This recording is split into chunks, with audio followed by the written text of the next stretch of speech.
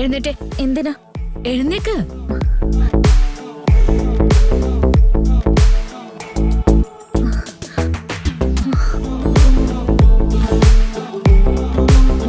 Look, നിനക്ക് ചേരുന്നുണ്ടോ നോക്ക്.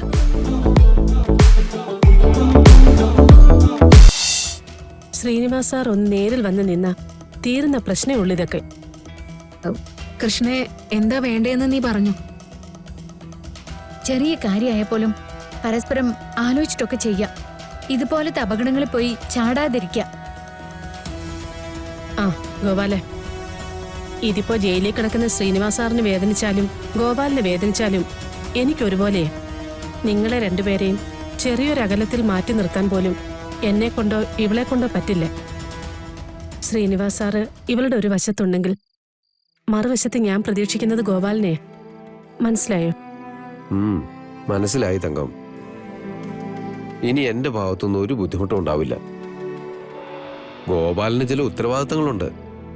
തങ്കം ഏൽപ്പിച്ചു തന്ന ചില ഉത്തരവാദിത്തം ആങ്ങളുടെ സ്ഥാനത്ത് നിന്ന് ഗോപാലിനത് നടത്തിയിരിക്കും.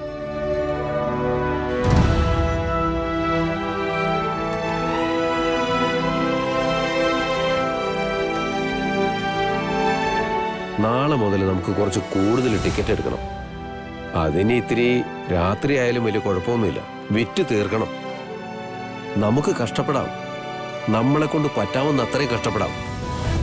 മോള് പറഞ്ഞ പോലെ സാറൊന്ന് പുറത്തിറങ്ങിയ പിന്നെ നമ്മൾ രാജാക്കന്മാരാ. രാജാക്കന്മാര്.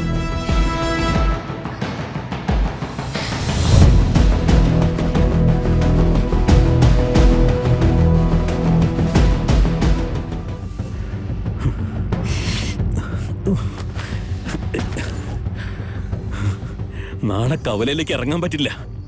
ആളുകൾ കൂവി വിളിക്കില്ലേ നമ്മളെ. അയ്യോ, ഇതെല്ലാം അവളുടെ കാഞ്ഞ ബുദ്ധിയാ മേഡം.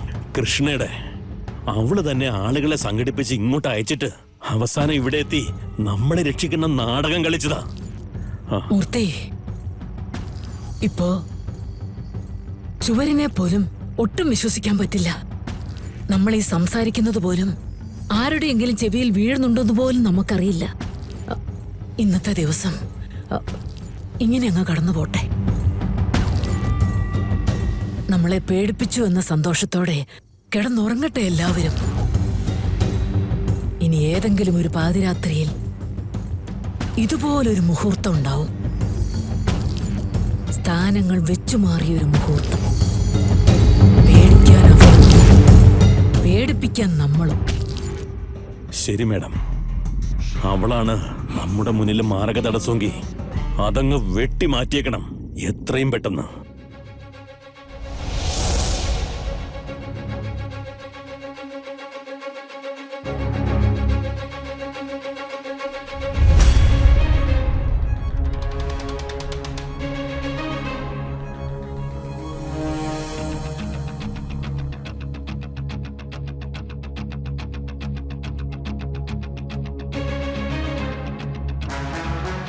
എന്താ അവിടെ തന്നെ നിൽക്കുന്നേ?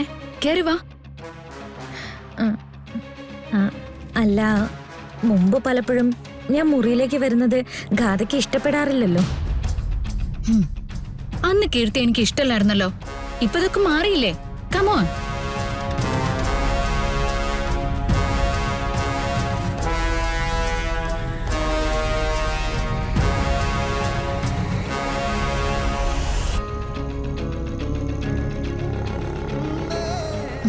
എന്തുപറ്റി? നീ എന്താ എന്നെ ഇങ്ങനെ നോക്കുന്നേ? ഏയ് ഒന്നുമില്ല. മുമ്പെപ്പോഴോ ചെയ്തു പോയ ഒരു തെറ്റിനെ കുറിച്ച് ആലോചിച്ചതാ.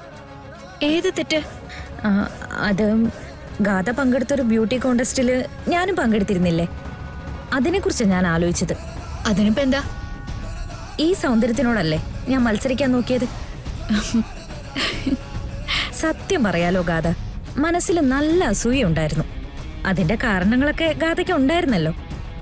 ഇഷ്ടം പോലെ പണം, അതിനൊത്ത സൗകര്യങ്ങള്, പിന്നെ സൗന്ദര്യം, കോൺഫിഡൻസ്, പിന്നെ ആർക്കും ബഹുമാനിക്കാൻ തോന്നുന്ന ഒരു ക്യാരക്ടറും. മതി മതി, ഇതിൽ കൂടുതൽ എന്നെ പുകഴ്ത്തൊന്നും ചെയ്യരുത്.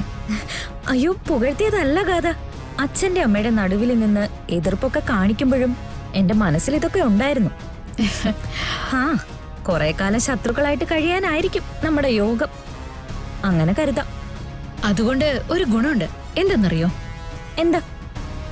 ഒരു പക്ഷേ ഞാൻ വന്ന് കയറുമ്പോ തന്നെ കീർത്തി എന്റെ ഫ്രണ്ട് ആയിരുന്നെങ്കിൽ എനിക്ക് പ്രത്യേകിച്ചൊന്നും തോന്നില്ലായിരുന്നു. ഉം. കളരിക്കലുള്ള ഒരു സാധാരണ കുട്ടി, അത്രയല്ലേ ഉള്ളൂ.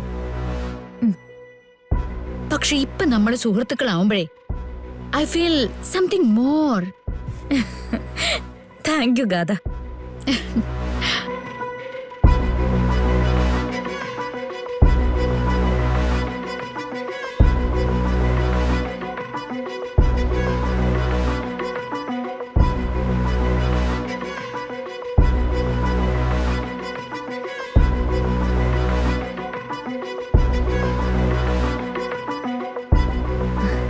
അല്ല, ഈ നെക്ലേസ് സിത്താര മേഡത്തിന്റെ ആണോ?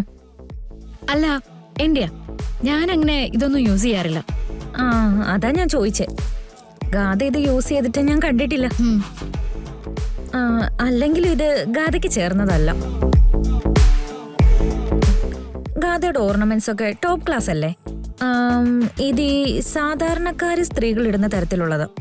ആ, മമ്മി മുമ്പ് എപ്പോഴോ വാങ്ങിച്ചതാ. എനിക്കിത് കണ്ടപ്പോഴേ ഇഷ്ടൊന്നും ആയിരുന്നില്ല. പിന്നെ മമ്മിയെ വേദനിപ്പിക്കണ്ടല്ലോ എന്ന് കരുതി ആ ആഭരണത്തിന്റെ കൂട്ടത്തിൽ വെച്ചെന്നേ ഉള്ളൂ. ഞാൻ പൊതുവെ എന്റെ ഫ്രണ്ട്സിന്റെ കല്യാണത്തിന് പോയാലും അവരുടെ ഓർണമെന്റ്സിന്റെ കളക്ഷൻസ് ഒന്നും കാണാൻ നിൽക്കാറില്ല. അതെന്താ? ഓർണമെന്റ്സിനോട് അത്രയ്ക്ക് ദേഷ്യമാണോ? ഹേ, അങ്ങനൊന്നുമില്ല. ഓർണമെന്റ്സ് അത്രയ്ക്ക് ഇഷ്ടമായതുകൊണ്ടാ. അവരുടെയൊക്കെ കയ്യില് അളവില്ലാണ്ട് ആഭരണങ്ങൾ ഇരിക്കുന്നത് കാണുമ്പോ എനിക്കൊരു വിഷമം തോന്നും. നോക്കിയില്ലെങ്കിൽ പിന്നെ കുഴപ്പമൊന്നുമില്ലല്ലോ. ഇവിടെ ഞാൻ ആരോട് ആഗ്രഹങ്ങളൊക്കെ പറയുന്നേ? ഒരു പണിയില്ലാത്ത അച്ഛനോടോ അല്ലെങ്കിൽ അമ്മയോടോ? കീർത്തിക്ക് ഇവിടുന്ന് ആഭരണങ്ങളൊന്നും വാങ്ങിച്ചു തരാറില്ലേ? നവീന്റെ അമ്മ അച്ഛനൊക്കെ? അതൊക്കെ ചിലപ്പോ അതിനൊക്കെ ഒരു കണക്കില്ലേ? നമ്മുടെ ആഗ്രഹങ്ങൾക്ക് കണക്കില്ലല്ലോ ഗാഥ.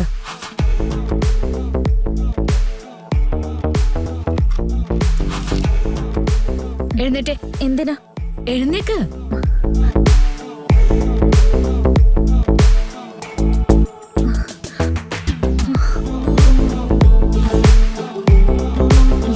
ലുക്ക്, നിനക്ക് ചേരുന്നുണ്ടോ നോക്ക്.